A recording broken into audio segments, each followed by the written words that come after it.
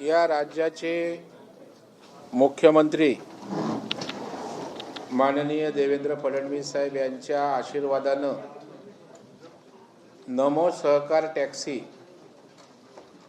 ही महाराष्ट्रात मुंबईकरांच्या सेवेसाठी आपण आणलेली आहे।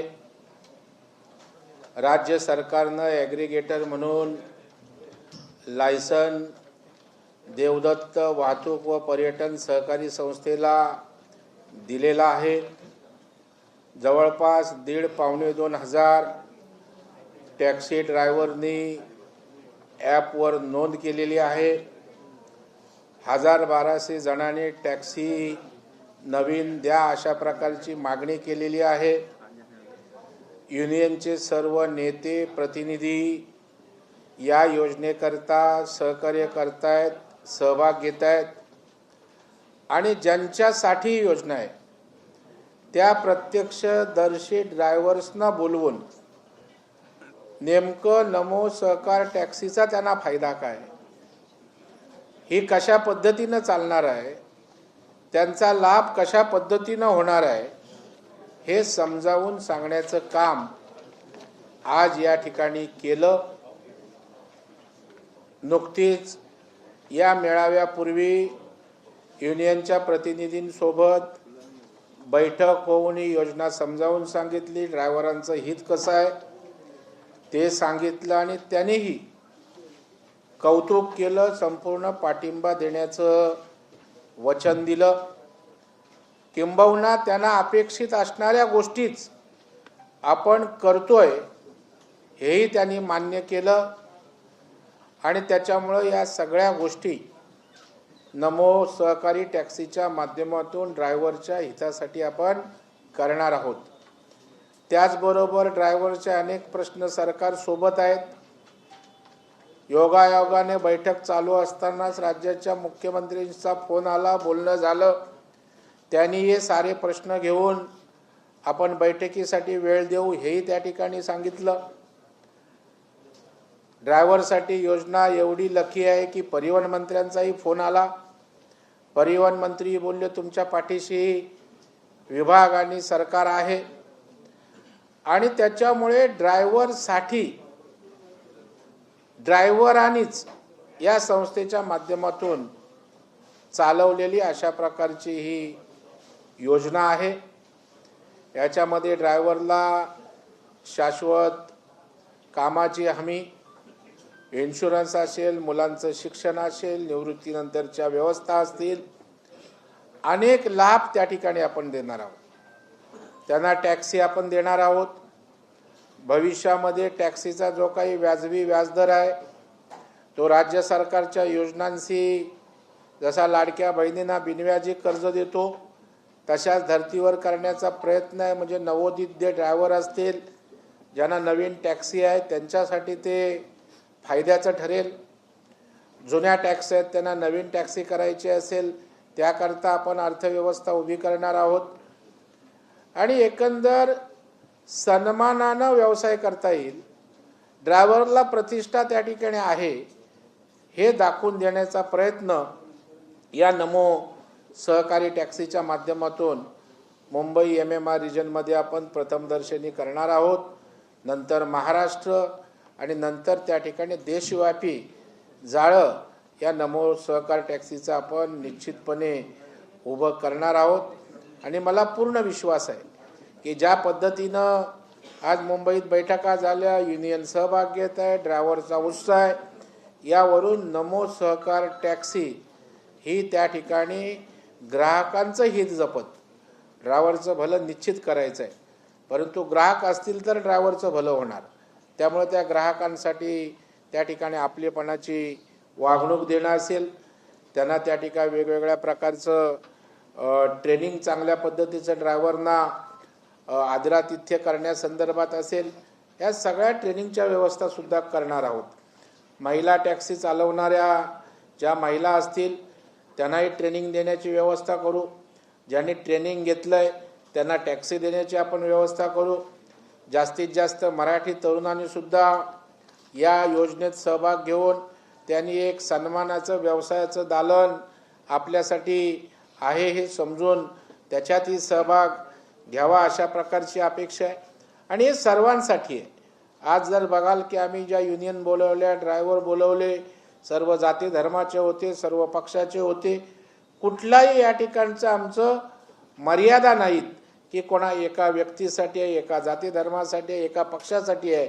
हा बेरोजगारांचा प्रश्न आहे आणि हा कष्ट करणाऱ्या श्रमिकांच्या घामाचा विषय आहे आणि जे जे कष्टकरी आहेत त्या सगळ्यांसाठी ही योजना त्या ठिकाणी निश्चितपणे लाभदायी आहे.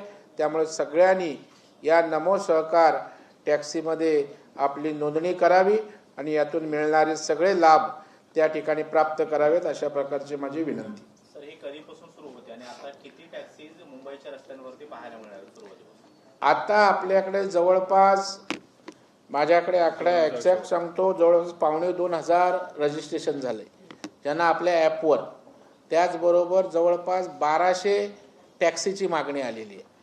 आणखी युनियनच्या माध्यमातून सुद्धा नोंदणी होते आणि पहिल्या फेजमध्ये आम्हाला 2000 टॅक्सी रस्त्यावर आणतोय.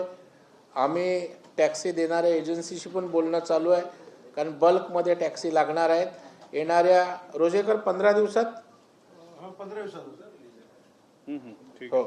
15 दिवसामध्ये 100, 200, 500 अशा टप्प्याटप्प्यानं त्या ठिकाणी आपण टॅक्सी आणणार आहोत. उत्तम टॅक्सी असतील, ए दर्जाच्या, ज्यांना लक्झरियस प्रवास पाहिजे तो आपण टॅक्सीचा स्तर ठेवला आहे.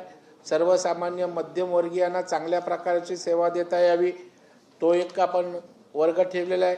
कधी कधी आपलं काय बोलतात त्याला, सामान, लगेज ते मोठ्या प्रमाणात त्याच्यासाठी व्यवस्था करणाऱ्या गाड्या, असं नीट प्लॅनिंग करून आपण ते त्या ठिकाणी करतोय. आणि त्याच्यामुळे मुझे लगता है कि मुंबई के सभी ड्राइवरों के हित का विचार नमो टैक्सी सहकार टैक्सी ने किया है.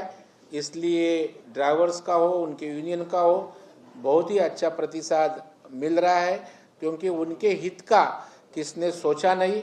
मुंबई में सब लोग खाली मुंबई से लेना इतना ही मालूम है, मुंबई के कष्टकरी श्रमिकों को देने के लिए कोई नहीं. अभी रैपिडो, ओला, उबेर, इतर जो टैक्सी है वो धंधा कर रही है. नमो सहकार टैक्सी धंधा नहीं कर रही है. जो प्रॉफिट होगा वो शेयर होल्डर के ऊपर शेयरिंग होगा. इसलिए उनकी टैक्सी है नमो सहकार टैक्सी, लाभ उनको मिलने वाला है.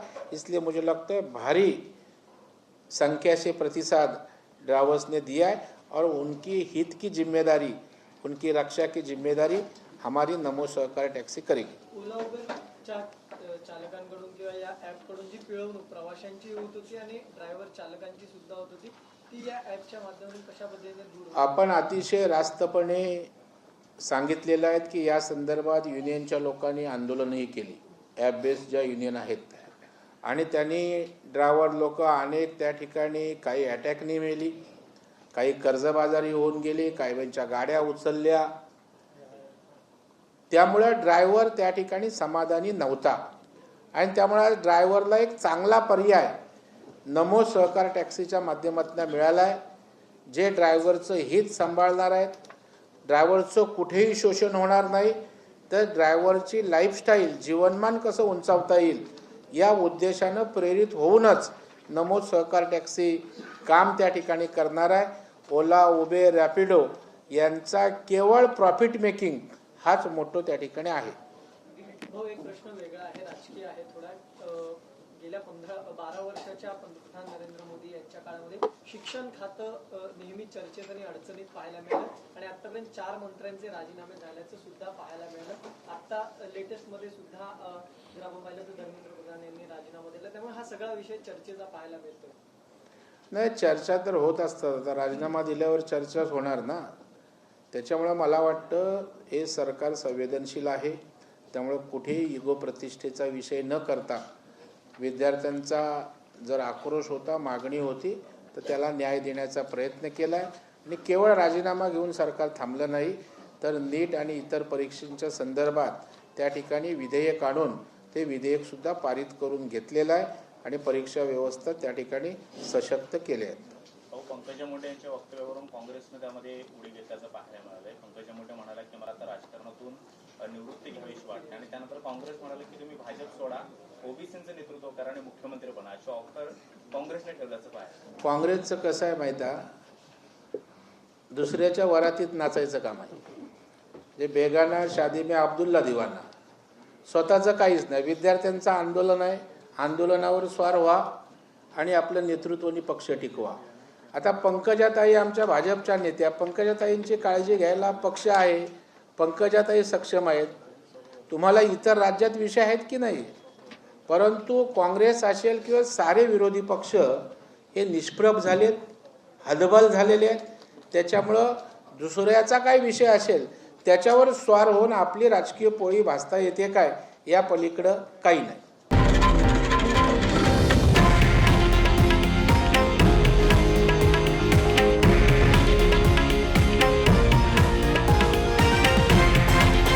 हे आहे देशातील नंबर 1 न्यूज नेटवर्क आणि आपण पाहत आहात TV9 मराठी, एकमेव.